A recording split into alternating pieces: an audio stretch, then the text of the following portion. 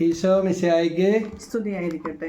Praise the Lord. അപ്പോൾ നമ്മൾ ഇന്ന് എന്ത് പ്രാർത്ഥനയാണ് പ്രാർത്ഥിക്കാൻ പോകുന്നത്? നമ്മ ഇന്ന് ദമ്പതികളുടെ പ്രാർത്ഥനയാണ് ചൊല്ലാൻ പോകുന്നത്. ദമ്പതികൾ എന്ന് പറഞ്ഞാൽ ഭാര്യ ഭർത്താക്കന്മാർക്ക് വേണ്ടി. അപ്പോൾ അതിനെക്കുറിച്ച് 2 വചനം പറഞ്ഞോട്ടെ. ഉൽപ്പത്തി 2:18 മനുഷ്യൻ ഏകനായിരിക്കുന്നത് നല്ലതല്ല, അവന് ചേർന്ന ഇണയെ ആര് നൽകും?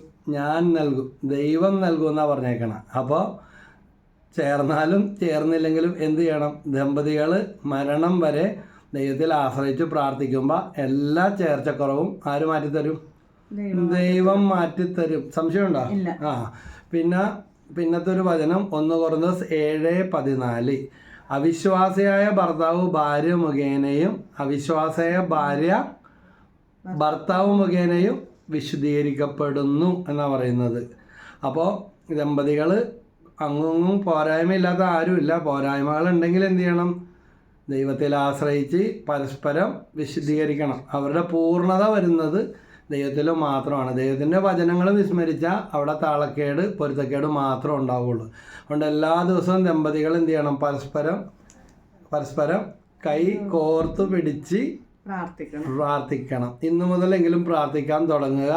അല്ലെങ്കിൽ പിടിക്കാൻ ചെല്ലുമ്പോൾ അടിച്ച് ഓടിക്കണമെങ്കിൽ ഒറ്റ കാര്യം ചെയ്തോ, എന്ത് ചെയ്യണം? ഇനി ഒരിക്കലും പ്രാർത്ഥിക്കൂലെന്നല്ല, അങ്ങനെ പ്രാർത്ഥിക്കാനുള്ള കൃപയ്ക്ക് വേണ്ടി കൂടെ ചേർത്ത് പ്രാർത്ഥിക്കുക. കാരണം മത്തായി സുവിശേഷം 19:11 ഈശോയുടെ വചനം, കൃപ ലഭിച്ചവർക്കല്ലാതെ ആർക്കും ഇത് സാധിക്കില്ല. ശിഷ്യന്മാർ ഈശോ വിവാഹ ജീവിതത്തെക്കുറിച്ചെല്ലാം സംസാരിച്ചുകൊണ്ടിരിക്കുന്ന വേളയിൽ അങ്ങനെയെങ്കിൽ ഇത് ദൈവരാജ്യത്തെ പ്രതി ഷണ്ടമാക്കുന്നവരുണ്ട്. ഇതെല്ലാം ചോദിക്കുമ്പോൾ ശിഷ്യന്മാർ ചോദിച്ചു, അങ്ങനെയാണെങ്കിൽ ഇത് ആർക്ക് സാധിക്കും? മത്തായി 19:11 കൃപ ലഭിച്ചവർക്കല്ലാതെ ആർക്കും ഇത് സാധിക്കുകയില്ല. അല്ലേ? ഒരു കാര്യം സാധിക്കുന്നതും ലഭിക്കുന്നതും തമ്മിൽ വ്യത്യാസമുണ്ട്. അപ്പോൾ അത് സാധിച്ച് കിട്ടിയിരിക്കും. കൃപ, വിവാഹ ജീവിതം ജീവിക്കാനുള്ള കൃപ ലഭിക്കാൻ വേണ്ടി പ്രാർത്ഥിക്കണം. നഷ്ടപ്പെട്ട് കഴിയുമ്പോഴാണ് ഓട്ടമാണ്. അന്നേരം ഓടിയിട്ട് വല്ല കാര്യമുണ്ടോ? അതുകൊണ്ട് ജീവിച്ചിരിക്കുമ്പോൾ ഒന്നിച്ച് പ്രാർത്ഥിക്കുക. അല്ലെങ്കിൽ ഒരാൾ സഹകരിക്കുന്നില്ല എങ്കിൽ മറ്റേയാളും എന്നെയും കിട്ടൂല, ഞാൻ എന്ത് ചെയ്തിട്ടാണ്, ഞാൻ മാത്രം കഷ്ടപ്പെട്ടത്, അങ്ങനെ വിചാരിക്കാതെ പ്രാർത്ഥിക്കാൻ. ജപമാല ചൊല്ലുക, കുരിശിൻ്റെ വഴി ചൊല്ലി കാഴ്ചവെക്കുക, കരുണക്കൊന്ത ചൊല്ലുക, വിശുദ്ധ കുർബാനയിലൂടെ അപ്പവും ഇഞ്ഞു ഉയർത്തുന്ന സമയത്ത് അവരെ സമർപ്പിച്ച് പ്രാർത്ഥിക്കുക. അതുപോലെ അവരുടെ പേര് പറഞ്ഞ് കുർബാനയൊക്കെ ജീവിച്ചിരിക്കുന്നവർക്ക് വേണ്ടി കുർബാന ചൊല്ലിക്കും. അങ്ങനെയൊക്കെ ചെയ്യാൻ സാധിച്ചാൽ പെട്ടെന്ന് മാറ്റങ്ങളുണ്ടാവും. ഏറ്റവും പ്രധാനപ്പെട്ട കാര്യമാണ് നമ്മൾ വിശുദ്ധ കുർബാനയിൽ തമ്പുരാൻ തന്നതിന് ദൈവമേ നിൻ്റെ കരങ്ങളിലേക്ക് സമർപ്പിക്കുന്നു എന്നും പറഞ്ഞ് പ്രാർത്ഥിക്കുമ്പോൾ അത് നേരിടാനും ഹാൻഡിൽ ചെയ്യാനുള്ള ഹാൻഡിൽ വിത്ത് കെയർ. കണ്ടിട്ടില്ലേ ഈ ഗ്ലാസിൻ്റെ പെട്ടികളൊക്കെ എഴുതിയിട്ടില്ലേ, കുപ്പി ഗ്ലാസ്സൊക്കെ? അപ്പോൾ അതെന്ത് ചെയ്യണം? ഞാൻ കാശ് കൊടുത്ത് മേടിച്ചാണെന്ന് പറഞ്ഞാൽ എനിക്ക് ഇഷ്ടമുള്ള പോലെ കാണിക്കാൻ പറ്റുമോ? അത് സൂക്ഷിച്ചില്ലെങ്കിൽ വീടെത്തുന്നതിന് മുമ്പ് പൊട്ടി തകർന്ന് പോകും. ഇതുപോലെ ഹാൻഡിൽ വിത്ത് കെയർ. ദാമ്പത്യ ജീവിതം എങ്ങനെയാണ്? അതിനുള്ള ഒരു എളിമയും മനസ്സും ഉണ്ടാകണം. അപ്പോൾ നമുക്കൊന്ന് ദമ്പതികളുടെ പ്രാർത്ഥന ഒരെണ്ണം ചൊല്ലി കാഴ്ച വെക്കാം. ആർക്ക് വേണ്ടിയാണ് ഇത് ഡെഡിക്കേറ്റ് ചെയ്യുന്നത്? ഈ പ്രാർത്ഥന പ്രോഗ്രാം കൂടുന്ന എല്ലാ ദമ്പതികൾക്കും, പ്രത്യേകിച്ച് ഞങ്ങളുടെ വിവാഹം കഴിഞ്ഞിട്ട് 25 വർഷമായി. അപ്പോൾ 35 വർഷമായിട്ടുള്ള ശുശ്രൂഷ ജീവിതമാണ്. ഞങ്ങളുടെ വിവാഹം കഴിഞ്ഞിട്ട് 25 വർഷമായില്ലേ? എത്ര പെട്ടെന്ന് പോയി. അപ്പോൾ 2 മക്കൾ വിവാഹിതരായി, ഇനി ഒരാൾ പഠിച്ചുകൊണ്ടിരിക്കണം. അപ്പോൾ ഇവിടം വരെ എത്തി നിൽക്കുമ്പോൾ ദൈവത്തിന് 1000 നന്ദി പറയുന്നു. ഞങ്ങളുടെ ഒരു മഹത്വം യോഗ്യതയല്ല, ദൈവത്തിൻ്റെ കരുണ.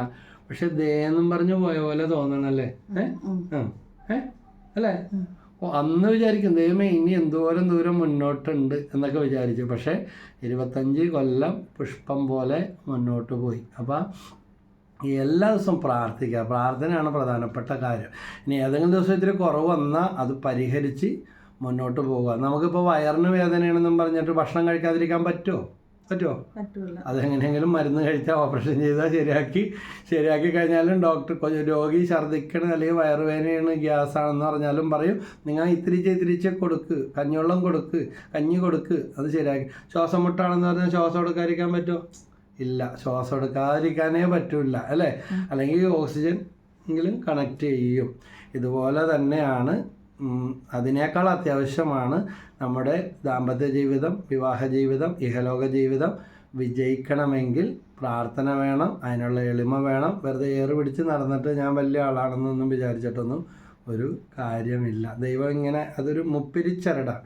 ഭാര്യ, ഭർത്താവ്, ദൈവം, ഇത് മൂന്നും കൂടെ ചേർന്ന് എവിടെ പോകുന്നു അവിടെ താനിരിക്കേണ്ടടുത്ത് താനിരിക്കാതെ വേറെ വല്ലവരും കയറിയിരുന്നാൽ ശരിയാവുമോ? ഇല്ല. അപ്പോൾ ദൈവത്തിന് ഒന്നാം സ്ഥാനം കൊടുത്ത് മുന്നോട്ട് പോവുക. അപ്പോൾ ദമ്പതികളുടെ ഈ പ്രാർത്ഥന നമുക്ക് ഒന്നിച്ച് ചൊല്ലാം.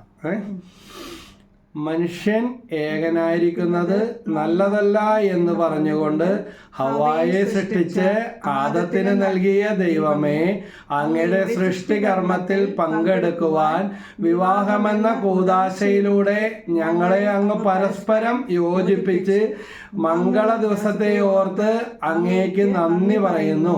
അങ്ങയെ ഞങ്ങൾ സ്തുതിക്കുന്നു.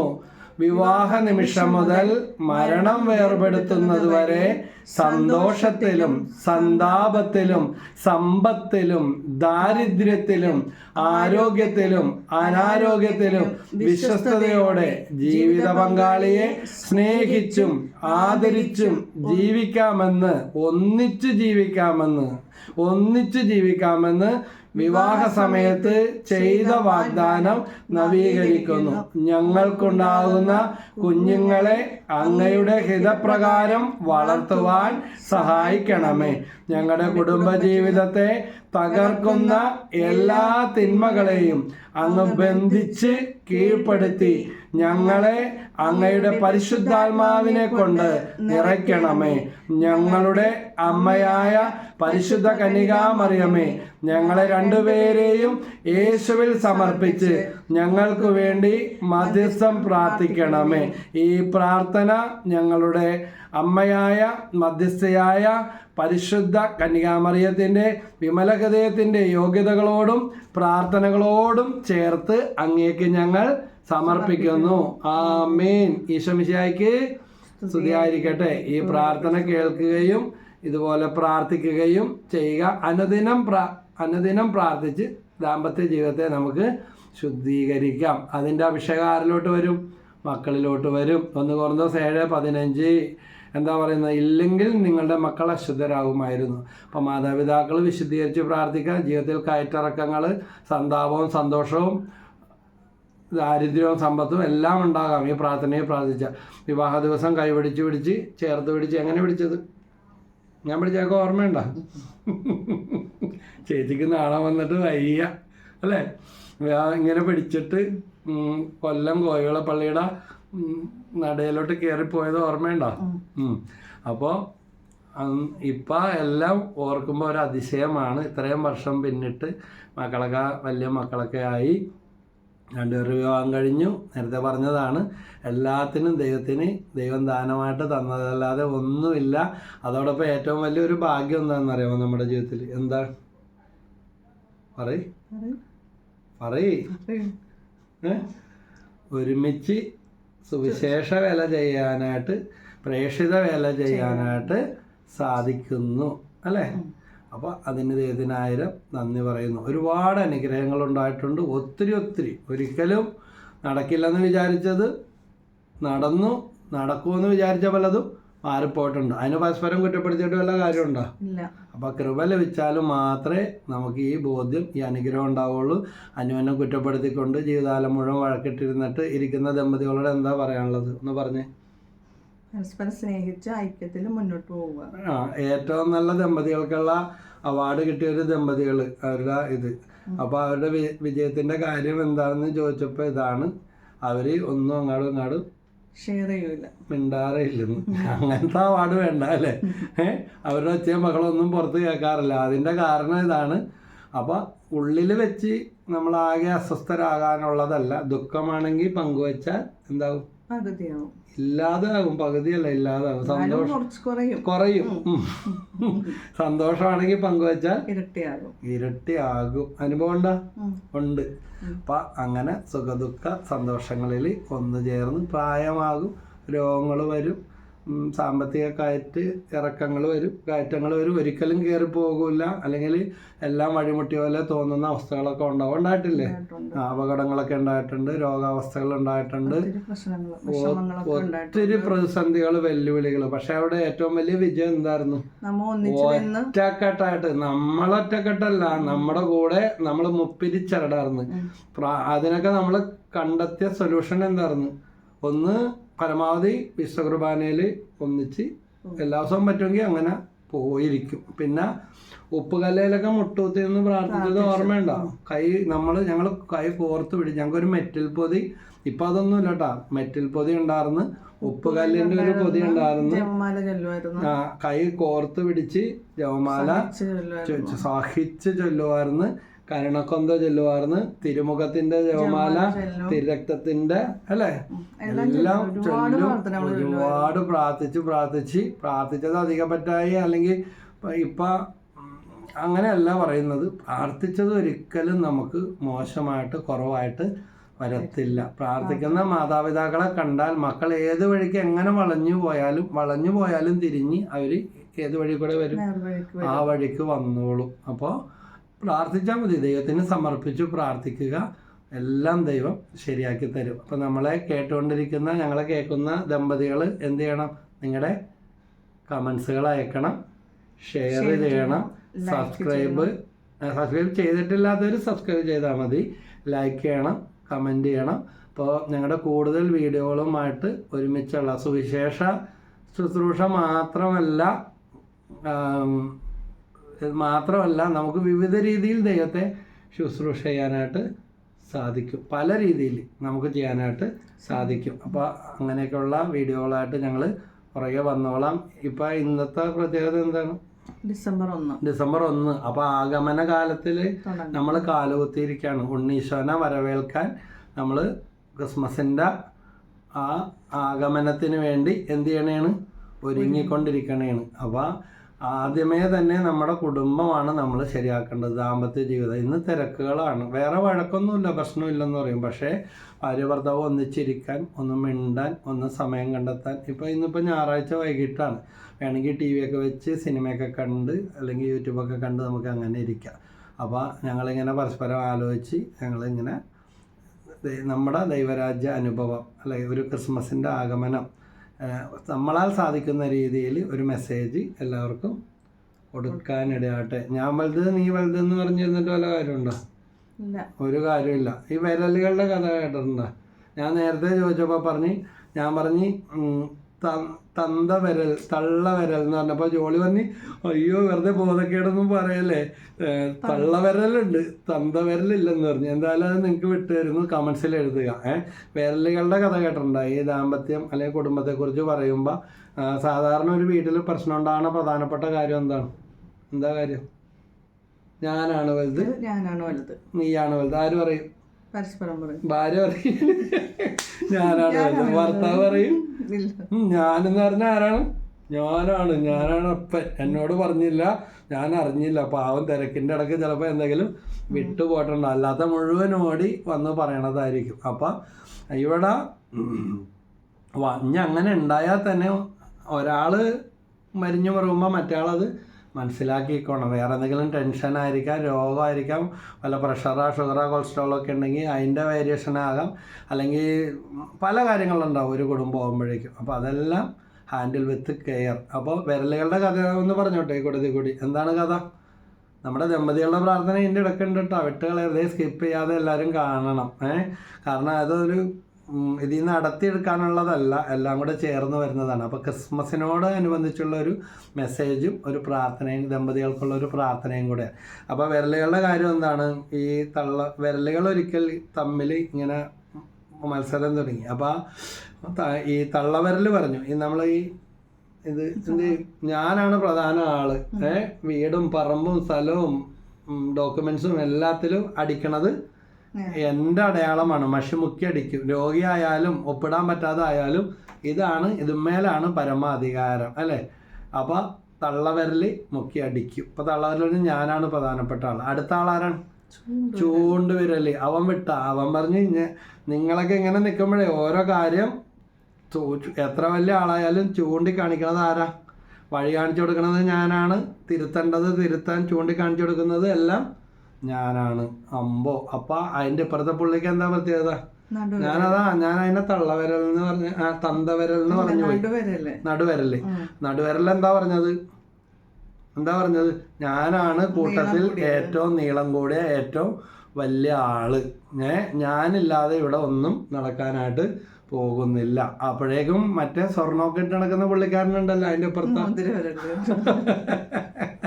പുള്ളി എന്താ പറഞ്ഞത്? ഞാനാണ്. ആ അന്ന് കാണിച്ച ജോളിയുടെ കയ്യിലുണ്ടോ മോതിരമുണ്ടോ? ജോളി എന്നോട് പറഞ്ഞിട്ടുള്ള കാര്യമാണ്. ഇപ്പൊ 25 വർഷമായി ഇട്ടത്, ഇന്ന് വരെ ഊരിയിട്ടില്ല. അവക്കടെ ഒരു വലിയ ആഗ്രഹമായിരുന്നു ഓതി ഇട്ട, അത് കൊല്ലത്തെ ഭാഷയാണ്, ഓതി ഇട്ട മോതിരം എനിക്ക് അങ്ങനെ കയ്യിൽ കിടക്കണം എന്നുള്ള ഒരു ഡിമാൻഡ് ഉണ്ടായിരുന്നു. അപ്പൊ ഒരാഗ്രഹം ഉണ്ടായിരുന്നു. അതിപ്പോ 25 കൊല്ലോട്ട് അത് അവിടെ കിടപ്പുണ്ട്. കുറുവാക്കളമാര് കേൾക്കുന്ന പറഞ്ഞ എന്നെ മുട്ടണേ. കാരണം ഇപ്പൊ അയൽക്കൂട്ടത്തിൽ പോയപ്പോ അവിടെ ഇതിനെ കുറിച്ചുള്ള ചർച്ചകളാണ് കേട്ടുകൊണ്ടിരുന്നത്. അപ്പൊ അങ്ങനെ അത് പോട്ടെ. കുറുവാ സംഘത്തിന്റെ ഇതും പറഞ്ഞിട്ടേ. അപ്പൊ ആ മോതിരവിരൽ പറഞ്ഞ് ഞാനാ പ്രധാന ആള്, എന്നെയാണ് മോതിരം അണിയിക്കുന്നത്, പ്രധാന മുഹൂർത്തം, വിവാഹം അല്ലെ കാര്യങ്ങളിലെല്ലാം ഞാനാണ്, എന്നെ എപ്പോഴും പൊന്നണിയിച്ചുകൊണ്ടാണ് അവര് നടക്കുന്നതെന്ന് പറഞ്ഞു. അപ്പൊ ഇതെല്ലാം ഇവര് 4 പേരും പറഞ്ഞു കഴിഞ്ഞപ്പോൾ അങ്ങേറ്റത്തൊരു പുള്ളിക്കാരൻ ആരാലും ഓർക്കപ്പെടാതെ ഒരു ചെറിയ ആള് നിൽപ്പുണ്ട്. ഇവനിഞ്ഞ് എന്താ പറയാനുള്ളത്? ഇവന് വാ തുറക്കാനല്ലേ മിണ്ടാനല്ലേ എന്ന് ചോദിച്ചു. അപ്പോൾ അവൻ പറഞ്ഞു ഞാൻ പറഞ്ഞാൽ അത് അധികമായിപ്പോൾ, നിങ്ങളെപ്പോലെയുള്ള വലിയ വലിയ ഇതൊന്നും പറയാൻ എനിക്കില്ല, പക്ഷെ എനിക്കൊരു കാര്യം ഞാൻ പറയാനുണ്ട്, പറയണ തെറ്റാണെങ്കിൽ ക്ഷമിക്കണം. നിങ്ങൾ എവിടെ പോയാലും ഏത് കാര്യം നേടാനും ഏത് കാര്യം പരിഹരിക്കാനും എന്നെ മുന്നിൽ നിർത്തിയാണ് നിങ്ങൾ കാര്യങ്ങൾ, ജഡ്ജിയുടെ അടുത്തായാലും രാജാവിൻ്റെ അടുത്തായാലും ജോലി സ്ഥലത്തായാലും ഏത് വലിയ ആളുടെ അടുത്തായാലും ഏത് വലിയ കാര്യത്തിനും നോക്കിയേ ഏറ്റവും മുന്നിൽ ആരെ നിർത്തും? ചെറുവിരലല്ലേ ഏറ്റവും മുമ്പിൽ നിൽക്കണം. ശരിയാണോ? നോക്കി ഒന്ന് പിടിച്ചേ, കൈ പിടിച്ചേ, ഇങ്ങനെ കണ്ടോ? ചെറുവിരലല്ലേ മുന്നിൽ നിൽക്കുന്നത്. മറ്റവന്മാർക്കൊക്കെ നാണം വന്നിട്ട് അല്ലെങ്കിൽ ഈഗോ കാരണം അവരൊക്കെ പുറകിലാണ് നിൽക്കുന്നത്. അപ്പം അവരൊക്കെ ലജ്ജിച്ച് തലതാഴ്ത്തി എന്നാണ് പറയുന്നത്. കാര്യം ഒരു വിരലുകളുടെ കഥയെന്ന് പറഞ്ഞാലും നമ്മുടെ ജീവിതമായിട്ട് സാമ്യമുള്ളതാണ്. അതുകൊണ്ട് ആരെയും നമ്മൾ പരസ്പരം താഴ്ത്തിക്കെട്ടരുത്. 2 കുടുംബത്തിൽ നിന്ന് വന്ന 2 സ്വഭാവം 2 വ്യത്യസ്ത കുടുംബങ്ങൾ, 2 സ്ഥലം. ഇപ്പം ഞാൻ എറണാകുളമാണ്, ഇത് കൊല്ലമാണ്, എവിടെ കിടക്കണത് അല്ലേ? അപ്പോൾ ഈ 2 വ്യത്യസ്തമായ രീതികളാണ് അല്ലേ? വ്യത്യസ്തത തോന്നിയിട്ടുണ്ടോ? പല കാര്യങ്ങളിലും, ഭക്ഷണം പാചകം ചെയ്യുന്നതിലും എല്ലാം അവിടുത്തെ പല കാര്യങ്ങളും ഇവിടെയും വന്നിട്ടുണ്ട്, ഇവിടുത്തെ പല കാര്യങ്ങളും ഇവിടെ കിട്ടിയിട്ടുണ്ട്. ഓരോ കാര്യങ്ങളിലും സംസാര ശൈലികളിൽ പോലും ചില ഭാഷകളൊക്കെ വ്യത്യാസമുണ്ട്. അഡ്ജസ്റ്റ്മെന്റ് വേണമെങ്കിൽ എന്ത് വേണം? സ്നേഹം വേണം. സ്നേഹം വേണമെങ്കിൽ എന്ത് വേണം? പ്രാർത്ഥന വേണം, ദൈവം വേണം. ദൈവം ഇല്ലാതെ ഇതൊന്നും ഉണ്ടാകത്തില്ല. അപ്പം കേൾക്കുമ്പോൾ കമൻറ്റ് പറയും, കളിയാക്കിയൊക്കെ ചെയ്യും. ദൈവം എന്നും പറഞ്ഞിരുന്നു. ഞങ്ങളുടെ അനുഭവം കൊണ്ട് പറയുകയാണ്. ഞങ്ങൾ ഇന്ന് വരെ കണ്ടുമുട്ടിയ ഒരുപാട് പ്രശ്നങ്ങളായിട്ട് കീറാമുട്ടികളായിട്ട് കേസായിട്ട് വന്നവർ വരെയും തീർന്ന് ഒരുമിച്ച് കൂടി ജീവിക്കണില്ലേ? ദൈവം അതിന് ഞങ്ങൾ ഉപയോഗിച്ചിട്ടുണ്ട്. നമുക്കില്ലാത്തത് നമുക്ക് കൊടുക്കാൻ പറ്റുമോ? അപ്പോൾ ഒത്തിരി കുടുംബ കോടതിയിലുള്ള കേസുകൾ പിൻവലിച്ചിട്ടുണ്ട്. പോലീസ് സ്റ്റേഷനിലുള്ള കേസുകൾ ഒത്തുതീർപ്പാക്കാൻ ദൈവം ചത്താലും കൂടില്ല, കൂടിയാൽ തന്നെ അത് കൊലപാതകത്തിൽ അവസാനിക്കും എന്ന് പറഞ്ഞ പോലത്തെ അവർ ദമ്പതികൾ ഒരുമിച്ച് കൂടി പിന്നെയും അവർ കുഞ്ഞുങ്ങളൊക്കെ ഉണ്ടായി സന്തോഷത്തോടെ ജീവിക്കുന്ന ഒത്തിരി അനുഭവങ്ങൾ ശുശ്രൂഷ ജീവിതത്തിലുണ്ട്. അപ്പം എല്ലാത്തിനും പ്രധാനപ്പെട്ട കാര്യം ദൈവത്തെ കൂടെ നിർത്തുക, ദമ്പതികൾ പരസ്പരം പ്രാർത്ഥിക്കുക. അത്താഴം കഴിക്കാൻ മുടങ്ങിപ്പോയാലും എന്ത് മറക്കരുത്? പ്രാർത്ഥന, വ്യക്തിപരമായ പ്രാർത്ഥനയും കുടുംബ പ്രാർത്ഥനയും കൂദാശ ജീവിതവും അല്ലേ, ജപമാല, കരുണക്കൊന്ത, കുരിശിൻ്റെ വഴി, അതെല്ലാം കൂട്ടിന് വരുമ്പോൾ എല്ലാം കൂടി ഒരു നല്ല ഫോർമേഷനാകും. അങ്ങനെ ദാമ്പത്യ ജീവിതം വിജയിക്കും. പ്രത്യേകിച്ച് കൃപ ലഭിക്കാൻ വേണ്ടി നിങ്ങൾ പ്രാർത്ഥിക്കുക. വിവാഹ ജീവിതം വിജയിക്കാനുള്ള, എല്ലാവരോടും ഒന്നിച്ച് പറഞ്ഞ്, വിവാഹ ജീവിതം വിജയിക്കാനുള്ള കൃപ ലഭിക്കാൻ വേണ്ടി പ്രാർത്ഥിക്കുക. ബാക്കി എല്ലാം ശരിയായി വന്നോളും. ദൈവം എല്ലാവരെയും അനുഗ്രഹിക്കട്ടെ. ഈശോ മിശിഹായ്ക്ക്. ഞാൻ ബ്രദർ ഷൈജു ആദപ്പള്ളി, ഇതെൻ്റെ ജീവിത പങ്കാളി ജോളി ഷൈജു. ഇത്രയും നേരം പറഞ്ഞിട്ട് ഇതൊന്നും പറഞ്ഞില്ലേ? പ്രൈസ് ദി ലോർഡ്, ഹല്ലേലൂയ, യേശുവേ നന്ദി.